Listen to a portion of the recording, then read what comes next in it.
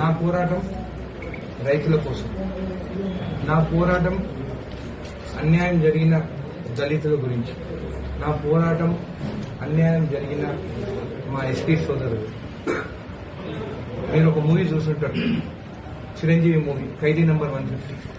దాంట్లో రైతుల భూములు ధనవంతులు లాక్కుంటుంటే చిరంజీవి గారు కుట్టాడాలంటే ఆయన మీద తప్పుడు ఆరోపణలు చేసి జైలు పంపిస్తారు. ఇక్కడ కూడా అదే జరుగుతుంది. నేను కూడా మీ మీడియా వాళ్ళని ఒక్కటే కోరుకుంటున్నాను, మీ మీడియా అటెన్షన్ ఎక్కడ పోవాలో అక్కడికి వెళ్ళండి, రైతుల కోసం పోరాడండి.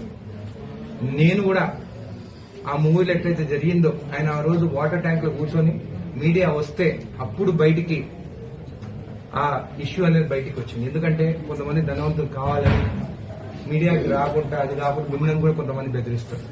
కాబట్టి ఎవరికి భయపడకుండా ఆ ఎస్టీ సోదరులకి న్యాయం జరిగేటట్టు, మీకు నాకన్నా బాగా మీకే తెలుసు అది ఎక్కడ ఏం జరుగుతున్నది.